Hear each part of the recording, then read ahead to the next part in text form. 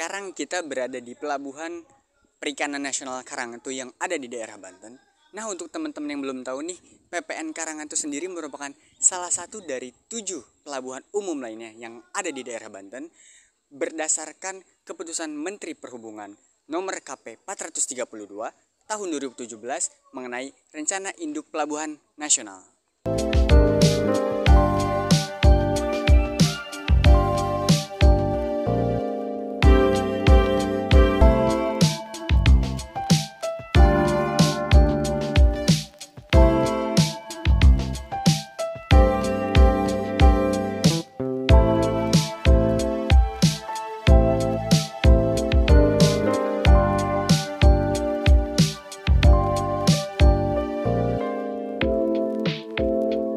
Teman-teman, jadi untuk di Pelabuhan Perikanan Nusantara Karangantu ini terdapat TKPU, TPBU, TU, serta Syahbandar yang terkait dengan bisnis di Pelabuhan Perikanan Nusantara Karangantu. Baik, sekarang kami sudah berada di depan pabrik pembuatan es.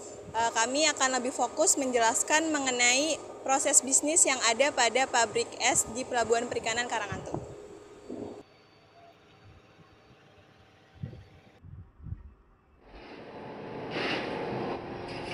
Spesifikasi bangunan. Bangunan pabrik es merupakan fasilitas utama terdiri dari bangunan sipil dan instalasi sistem pendingin.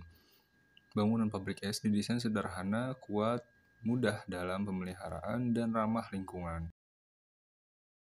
Tenaga kerja. Untuk menjadi tenaga kerja, pabrik es ini tidak memerlukan keahlian tertentu atau lulusan tertentu. Namun, pegawai yang bekerja pada lingkungan pabrik es balok ini harus diberikan pelatihan operator secara teori dan praktik.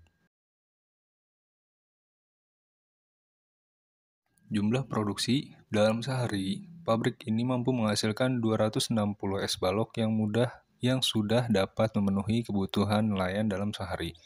Dalam pembuatan es balok memerlukan waktu 24 jam dari mulai proses pengisian hingga menjadi es balok utuh yang sudah keluar dari cetakan. Adapun jam operasional, pabrik ini beroperasional selama 24 jam dengan pembagian 2 shift kerja. Dalam satu shift terdapat 3 orang pekerja yang dipimpin oleh seorang koordinator. Kelima, ada target marketing.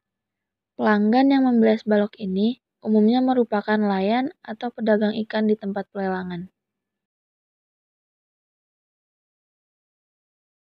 Yang keenam, ada proses menerima orderan.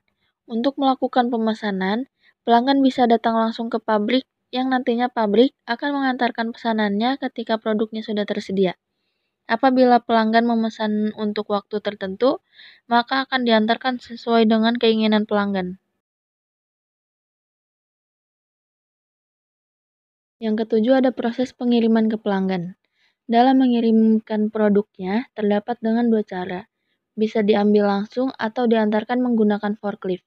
Untuk para penjual ikan di tempat pelelangan, biasanya membeli es batu yang sudah diserut yang nantinya akan dikirim langsung setelah diserut ke pasar pelelangan menggunakan forklift. Untuk para nelayan, biasanya akan memesan es balok utuh tanpa diserut.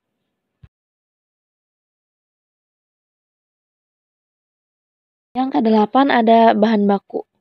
Bahan baku yang dibutuhkan untuk membuat es balok yaitu hanya air pump saja, namun dalam proses pembekuan memerlukan bahan pendukung, seperti garam dan amoniak. Yang kesembilan, ada pesaing. Pesaing dari pabrik es ini yaitu pabrik es milik swasta yang beroperasi di sekitar pelabuhan. Jumlah permintaan. Jumlah es yang dipesan oleh nelayan sangat bervariasi, sesuai dengan kebutuhan nelayan saat berlayar di laut. Dalam sehari melaut, nelayan membutuhkan 3 atau 4 es balok. Sedangkan nelayan yang melaut menghabiskan waktu berhari-hari membutuhkan kurang lebih 15 balok. Para pedagang di sekitar pelabuhan memesan es balok serut sejumlah dengan ikan yang tersedia untuk menjaga kualitas ikan. 1 keranjang es serut akan digunakan untuk menyimpan 1 box ikan. Perawatan mesin. Setiap 2 hari sekali, mesin atau kompresor perlu penambahan oli untuk menjaga agar mesin dapat terus berfungsi. Apabila terjadi kerusakan mesin, maka pabrik akan membawa langsung ke bengkel untuk diperbaiki. Dan untuk alat-alat seperti selang, rantai, kabel, apabila terjadi kerusakan, pabrik ini sudah memiliki penggantinya. Apabila terjadi pemadaman lampu, pabrik ini memiliki genset untuk pengoperasian sementara.